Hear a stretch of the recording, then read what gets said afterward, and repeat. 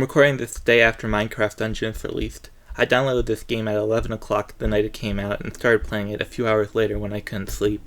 What I'm saying is, out of all the games I played on my channel, this is the one I had the least amount of experience with. This is going to be more of a first impressions type video than an overall breakdown like my Dragon Marked for Death video was. But anyway, what I played in Minecraft Dungeons definitely seems promising, although there are some bugs that really pull me out of the experience.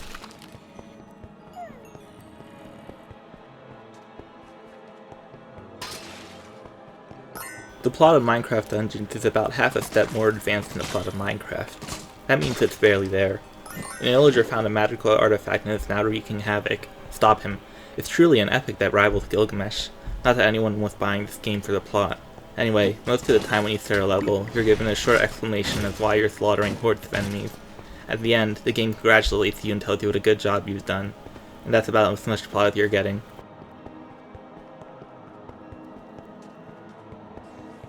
But nobody cares about the plot of Minecraft Dungeons. What about the gameplay? Well, control-wise it's fairly simple. I'm playing on the Switch, where A is a basic attack with your melee weapon, BR is a bow attack, B, X, and Y are used for artifacts, and the right stick is a dodge. You can also heal yourself with L, although that's on a cooldown, so you can rely on it but you can't abuse it. While the controls may be simple, the complexity of the game starts to show with the amount of equipment and artifacts there are. Let's start with equipment. Armor is pretty basic. It gives you a set amount of HP, so you could equip whatever gives you the most, but armor also gives you certain passives depending on which armor you're equipping. For example, Hunter armor gives you more arrows per arrow pickup and boosts your range damage, while Wolf armor extends the length of strength boosting effects and lets your personal healing potion heal nearby allies.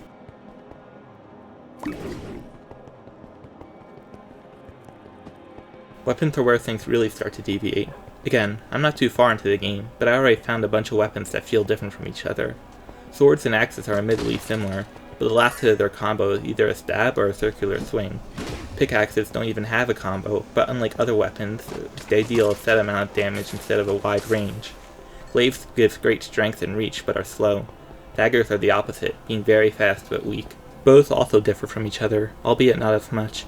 Sometimes the bow can shoot multiple arrows at once, while other times the arrow the bow shoots out lingers around and can target other enemies.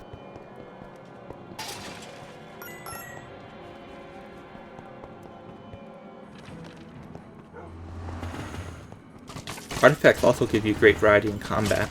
These are basically your special attacks. Sometimes they summon an allied mob to assist you, some upgrade your other attacks, and some can buff you. As of right now I haven't been using them much except for the Tasty Bone, which summons in a wolf. In case you're wondering, it's just as painful when a wolf dies in Minecraft Dungeons as it is in normal Minecraft, but at least here you can resummon them.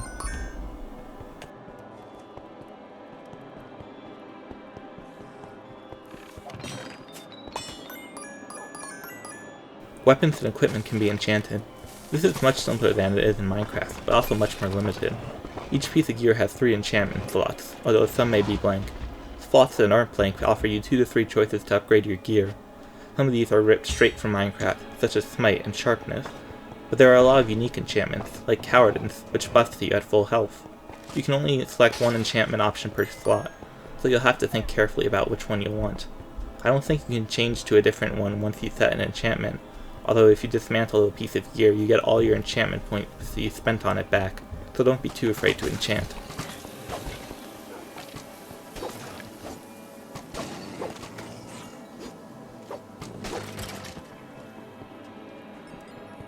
Something notable in Minecraft Dungeons is that there are no preset classes. You can equip anything you want and make your own class, and because of the way gear works you'll be switching your playstyle quite often. For a while I guess you could call me a thief or an assassin since I was using an artifact that boosted my speed, as well as using daggers, but now I'm more of a necromancer since 2 of my 3 artifacts involve killing enemies to make them stronger.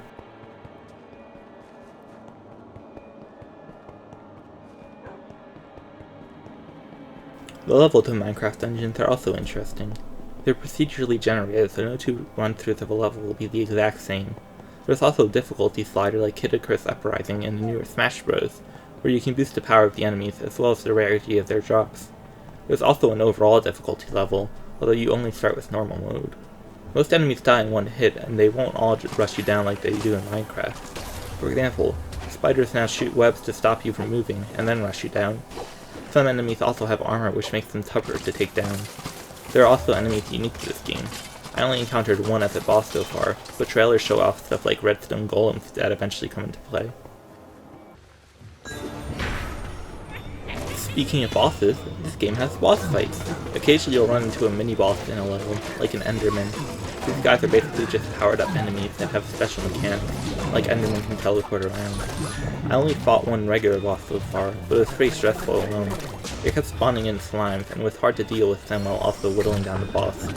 I imagine it's much more manageable in co-op, but nobody wanted to play the game with me, so I was all alone.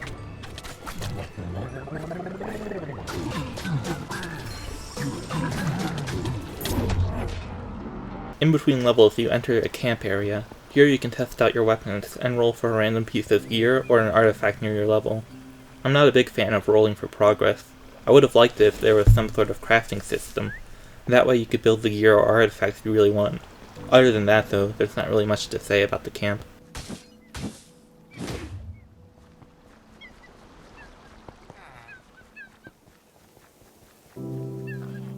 One big problem I've had with the game so far is how it runs. When I connected to the internet, the game would often stutter, and at one point it even crashed.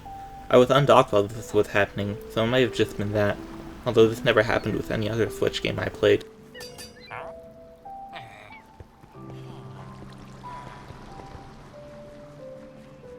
There also appears to be some glitches, not the fun ones. Sometimes when you go downstairs, you'll stay at the same height you were originally, and then take fall damage. But really, who cares about that? What's more pressing is something I found in Creepy Crypt.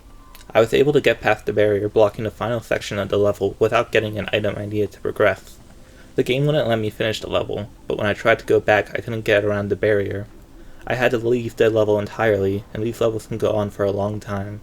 Thankfully I kept the gear and levels I got, but a second time through I saw I could do the same thing again, so it wasn't just a one-time thing. But overall, I'm enjoying my time with Minecraft Dungeons. It's pretty simple for the most part, but it's still fun. I hope the problems I had get fixed, and I especially hope there will be a way to better guarantee you get the stuff you want. The devs said they plan to roll out some free updates as time goes on, and there's going to be paid DLC, so more is definitely coming. I just hope I'll still be interested in the game when this stuff comes out. If you played Minecraft Dungeons, feel free to leave your thoughts in the comments below. If you enjoyed the video, please like the video and subscribe to the channel. I upload videos whenever I can, and I've been on a bit of a roll lately, although I'm not sure if I can keep that up. Anyway, until next time, goodbye.